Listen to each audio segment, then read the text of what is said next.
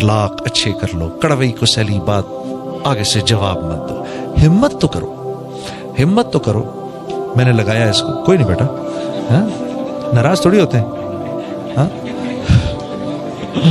एकदम तू ऊपर ऐसे देख रहे कि क्या हो गया। हाँ हाँ कोई बात नहीं, थोड़ी किसी ने सुना दी, किसी ने टिका दी, अरे चुप भी करके देखो यार, चुप करने का भी मजा है। हाँ ये आजकल मैं देखता हूँ एक वो चल रहा होता है, एक SMS चला रहे होते हैं, एक अपनी लोग अपनी बकवास चला रहे होते हैं अपने दिमाग से, फजूल बातें कि मुझे माशरे में बुराई का इतना अफसोस नहीं, मुझे माशरे के अच्छे लोगों के चुप रहने का ज्यादा अफसोस है। अरे भाई अल्लाह के नबी का हुक्म है कि जब फसाद हो रहा हो घर में बैठे रहो, निकलो ही नहीं बाहर। जो आदमी अंदर घुसेगा वो फसाद में इजाफा करेगा, क्योंकि 4 चपेड़े पड़ेंगी उसको।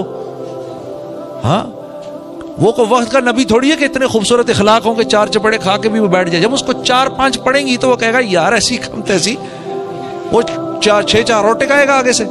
हाँ तो जितने लोग ऐड होते जाएंगे फसाद उतना ही बढ़ता जाएगा। हाँ तो ये बेकार की बातें हैं, बेकार की बातें हैं। जब फसाद किसको कहते हैं? फसाद उस हाल को कहते हैं जिसमें यह पता ना हो कि सही कौन है और गलत कौन है। मुफ्ती रफी साहब फरमा रहे थे, मैं मुफ्ती रफी साहब की बात बता रहा हूँ, उस्मानी साहब की दामद बरकातुहू की। फसाद होता ही है पता ही ना हो भाई सही क्या है गलत क्या है, सच पे कौन है और झूठ पे कौन है। हाँ कोई, मैं आपको इंतहा पसंद कह रहा हूं, आप मुझे इंतहा पसंद कह रहे हैं। भाई मैं आपको इंतहा पसंद कह रहा हूं ना, तो कोई आपसे भी तो पूछे आप किसको इंतहा पसंद कह रहे हैं। आप मुझे इंतहा पसंद कह रहे हैं, तो कौन है इंतहा पसंद? हाँ मैं क्योंकि आपको इंतहा पसंद समझता हूं, मैं आपकी जान का दुश्मन, आप मुझे इंतहा पसंद समझते हैं, तो आप मेरी जान के दुश्मन।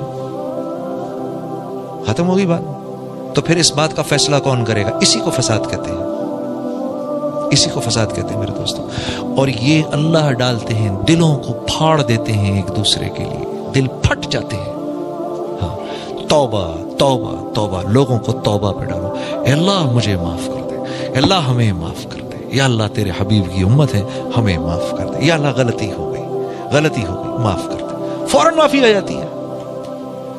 100 इंसानों के कातिल को जिस रब ने माफ कर दिया, और वो था भी बनी इसराइल में से, इस उम्मत में से भी नहीं था भी बनी इसराइल, उसको माफ कर दिया।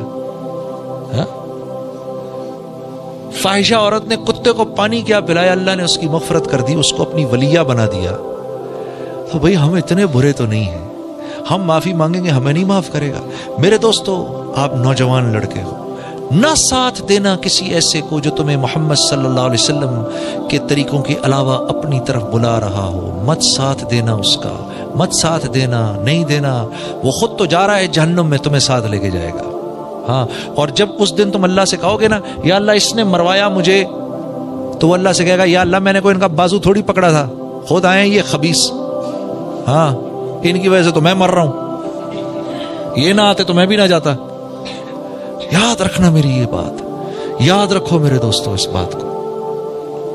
मौलाना यूसुफ साहब रहमतुल्लाह फरमाते थे अगर अल्लाह के दीन की दावत न दी, मौलाना यूसुफ साहब का मैं की बात बता रहा हूं, अगर तुमने अल्लाह के दीन की दावत नहीं दी तो लोग लेबर यूनियनों में जाएंगे, उनका हिस्सा बनेंगे, वहां मुसलमान काफिर, वहां मुसलमान फासिक फाजिर सब साथ हैं, फिर ये दीनदार भी उन फासिकीन और फाजरीन के कहे पे चलेगा। ये फरमाया करते थे, ये मैं उनके बयान की बात बता रहा हूं आपको। वो सियासी पार्टियों का हिस्सा बनेंगे, फिर ये नेक दीनदार लोग भी उन सियासी पार्टियों के मैंडेट पर चलेंगे, बावजूद इसके कि जानते होंगे कि ये गलत है।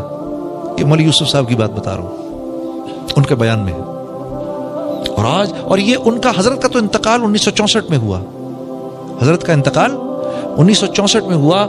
आप उस बयान को पढ़ो, आपको ऐसा लगेगा कि आज के दौर का बयान है। हाँ उम्मत जब अपना काम नहीं करेगी तो फिर ऐसे होगा।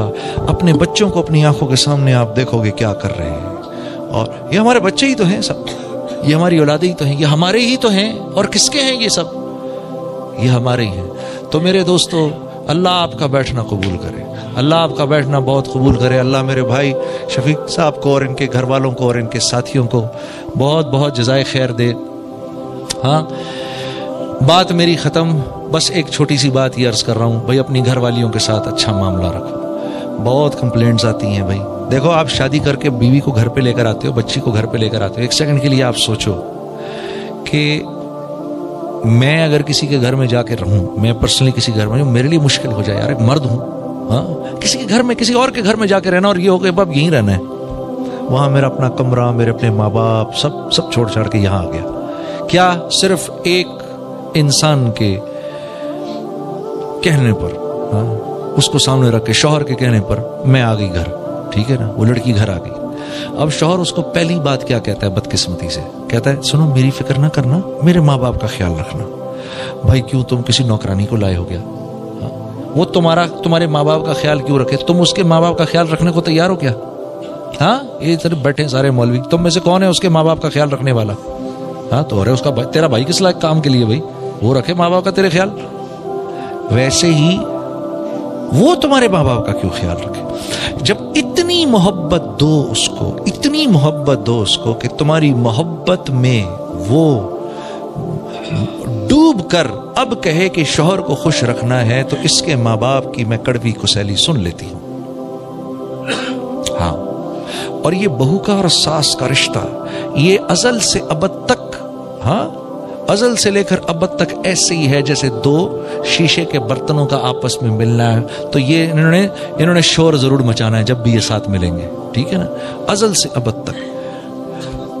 मुझे एक मरतबा मौलवी तारिक जमील साहब बता रहे थे कि जब अपने घर पे अपनी बहू लाने लगे, फरमाने लगे कि मैंने अपनी बीवी को 1 साल पहले से ट्रेन करना शुरू किया, बताना शुरू किया कि जैसे तेरी बेटी जा रही है ना किसी के घर, और तू नहीं पसंद करती कि वहां तेरी बेटी के साथ कोई बुरा सलूक करे, वैसे ही किसी और की बेटी भी घर आ रही है।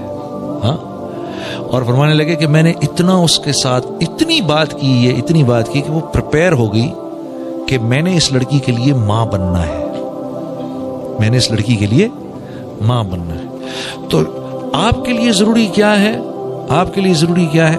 आपके लिए जरूरी है यहां से बीवी की बात सुनी, इधर से निकाल दी, उधर से मां की बात सुनी, यहां से निकाल दी, ठीक है, हंसते रहना है, मुस्कुराते रहना है। बीवी के कुछ कहने पे मां को कुछ नहीं कहना, मां के कुछ कहने पर बीवी को आके जवाब नहीं देना, बिल्कुल ऐसा नहीं करना, क्योंकि अब दोनों की एक टग ऑफ वॉर है। मां कहती है 25 साल मैंने इसको बड़ा किया, तो ये दूसरी औरत 25 मिनट में इसको कैसे मेरे से अपनी तरफ खींच रही है।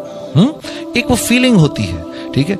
और दीन क्या खूबसूरत है हमारा, जब बीवी के साथ मां के पास जाओ, जब बीवी के साथ मां के पास जाओ, तो बीवी से हंस के बात नहीं करनी, बीवी से मुस्कुरा के बात नहीं करनी, सीरियस होकर रहो बीवी के साथ जब मां के साथ हो, ताकि मां को ये फीलिंग ना हो कि ये अब उसका हो गया। क्या खूबसूरत दीन है हमारा।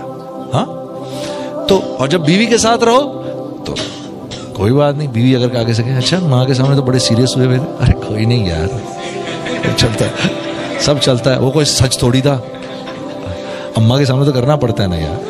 हाँ हाँ, और ये तरीके हैं जोड़ के, और कोई नहीं जोड़ का तरीका। और ये याद रखो, बीवी से कोई बात नहीं छुपती,